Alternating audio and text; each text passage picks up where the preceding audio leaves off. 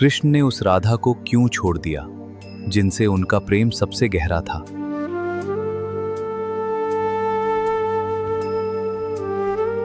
और उस रुक्मिणी से विवाह किया जिन्हें उन्होंने पहले कभी देखा भी नहीं था।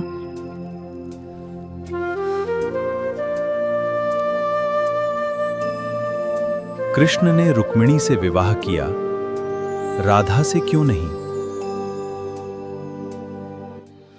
जो प्रेम इतना पवित्र था कि स्वयं देवता भी उसे देखकर विस्मित रह जाते थे। जो प्रेम इतना गहरा था कि वृंदावन की हर पत्ती, हर नदी, हर वायु उसकी साक्षी थी। वही कृष्ण एक दिन वृंदावन छोड़ गए, राधा को छोड़ गए और जाकर विवाह किया रुक्मिणी से।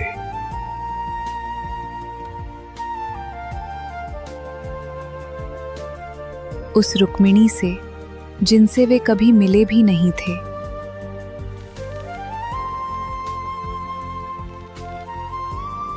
आज करोड़ों लोग राधा कृष्ण की जोड़ी की पूजा करते हैं।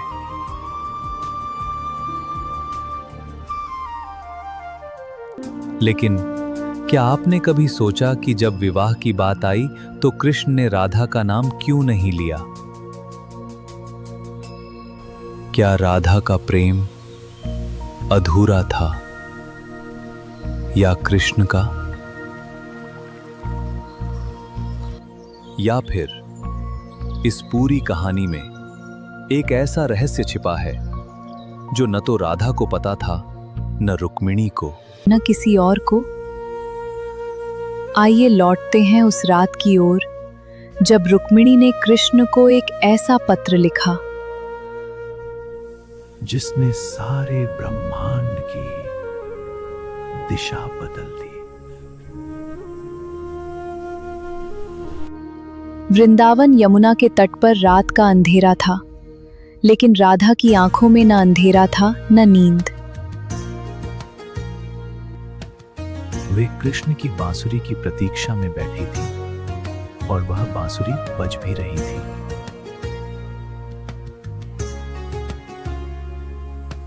दूर से आती उस ध्वनि में राधा का पूरा अस्तित्व समा गया था।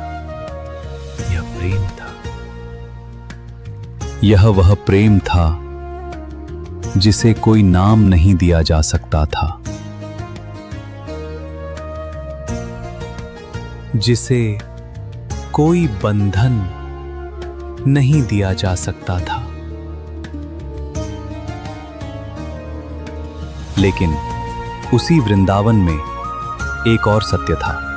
कृष्ण के मित्र उद्धव एक दिन राधा के पास आए।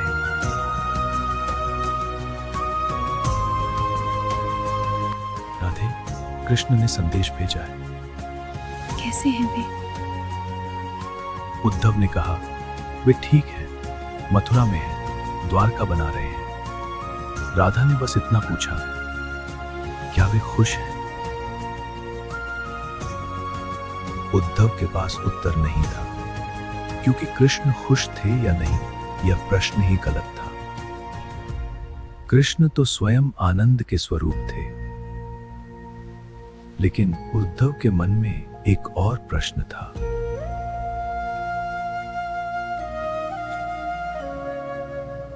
अगर कृष्ण राधा से इतना प्रेम करते थे तो वे वापस क्यों नहीं आए?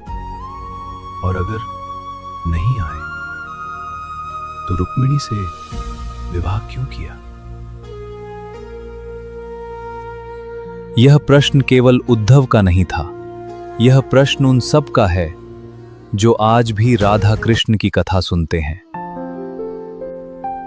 और आज इस प्रश्न का उत्तर मिलेगा, लेकिन वह उत्तर वैसा नहीं होगा जैसा आप सोच रहे हैं। यह कहानी केवल प्रेम की कहानी नहीं है, यह उस रहस्य की कहानी है जो सदियों से छिपा था।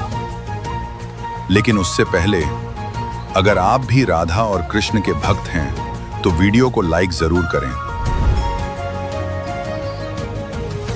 और चैनल को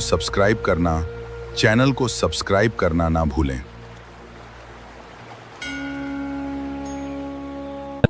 राधा और कृष्ण का मिलन वृंदावन में हुआ। यह प्रेम संसार के किसी भी नियम से नहीं बंधा था। न उम्र का नियम, न समाज का नियम, न कुल का नियम। यह प्रेम था ही नहीं, यह कुछ और था। वृंदावन के ऋषि मानते थे कि राधा कोई साधारण गोपी नहीं थी। वे स्वयं आदिशक्ति का एक स्वरूप थीं। वे कृष्ण की हलादिनी शक्ति थीं, यानी वह शक्ति जो कृष्ण को कृष्ण बनाती है। बिना राधा के कृष्ण का कोई अर्थ नहीं और बिना कृष्ण के राधा का कोई अस्तित्व नहीं। ये दो नहीं थे, ये एक ही थे।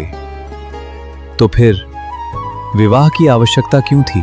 क्योंकि विवाह तभी होता है जब दो अलग अलग अस्तित्व एक होना चाहते हैं। राधा और कृष्ण तो पहले से एक थे। गर्गाचार्य ने एक बार कृष्ण के पिता नंद बाबा को बताया था, नंद जी, यह बालक साधारण नहीं है। इसकी लीला को समझना किसी के लिए भी संभव नहीं होगा। यह जो करेगा उसके पीछे एक ऐसा उद्देश्य होगा जो उस क्षण किसी को दिखाई नहीं देगा। गुरुजी, क्या यह बालक सदा वृंदावन में रहेगा? गर्गाचार्य मौन हो गए। वही मौन उनका उत्तर था। कृष्ण वृंदावन में रहने के लिए नहीं आए थे, वे एक कार्य के लिए आए थे और जब वह कार्य पूरा होगा तब वे जाएंगे। राधा यह जानती थी। यही उनके प्रेम की सबसे बड़ी विशेषता थी। उन्होंने कभी कृष्ण को रोकने की कोशिश नहीं की, क्योंकि जो प्रेम बांधता है वह प्रेम नहीं, वह स्वार्थ है। राधा का प्रेम बांधता नहीं था, छोड़ता था। और इसीलिए वह प्रेम अमर हो गया। लेकिन तब एक प्रश्न उठता है, अगर राधा का प्रेम इतना निस्वार्थ था, अगर वे स्वयं कृष्ण की शक्ति थीं, तो कृष्ण ने रुक्मिणी को क्यों चुना? इसका उत्तर छिपा है उस पत्र में जो एक राजकुमारी ने एक ब्राह्मण के हाथ से भेजा था। उस रात जब उसके विवाह की तैयारियां हो रही थीं और दूल्हा था शिशुपाल। विदर्भ राज्य राजा भीष्मक का महल में दीप जल रहे थे, आंगन में फूल बिछाए जा रहे थे। कल रुक्मिणी का विवाह था और रुक्मिणी के कक्ष में घोर अंधेरा था। रुक्मिणी दीपक के सामने बैठी थी। उनके हाथ में एक कागज था और वे लिख रही थी। उन्होंने लिखा, हे गोविंद, मैंने आपको देखा नहीं है, लेकिन मैं आपसे प्रेम करती हूँ। मैंने आपकी वीरता की कथाएं सुनी हैं। मैंने आपके स्वरूप का वर्णन सुना है। और उस वर्णन ने मेरे मन में एक ऐसी छवि बनाई है जिसे अब कोई मिटा नहीं सकता। कल मेरा विवाह शिशुपाल से होने वाला है। वह विवाह मेरे भाई रुक्मी की इच्छा है। मेरे पिता भीष्मक की इच्छा है, लेकिन मेरी इच्छा नहीं। हे कृष्ण, अगर आप चाहते हैं कि मैं किसी और के घर की दुल्हन बन जाऊं, तो कम से कम यह बता दीजिए। मैं मान लूंगी। लेकिन अगर आपके मन में भी वही है जो मेरे मन में है, तो कल विवाह से पहले मुझे ले जाइए। मैं गौरी माता के मंदिर में जाऊंगी। वहां से यह पत्र रुक्मिणी ने एक ब्राह्मण को दिया। उसका नाम था देवविप्र। रुक्मिणी ने कहा, यह पत्र द्वारका पहुंचाना है। स्वयं श्री कृष्ण के हाथों में। देव विप्र ने पूछा, देवी, और यदि वे नहीं आए? रुक्मिणी ने शांत स्वर में कहा, तो मैं विवाह से पहले ही अग्नि में समा जाऊंगी। यह वाक्य सुनकर देव विप्र के पैर थम गए। वे समझ गए यह कोई साधारण पत्र नहीं था, यह एक जीवन और मृत्यु के बीच की पुकार थी। उधर द्वारका में कृष्ण उस दिन राजसभा में बैठे थे।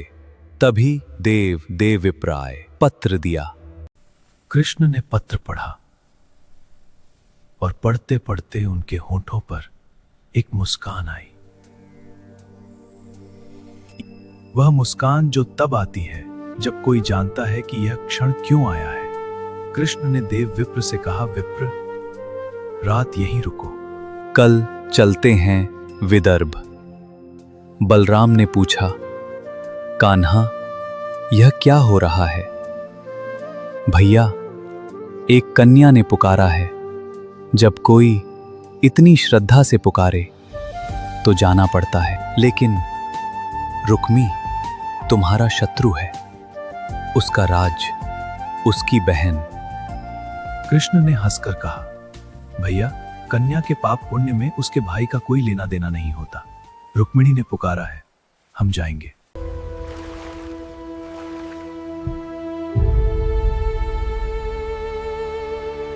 आगे क्या होगा जानिए के लिए देखिए पार्ट 2।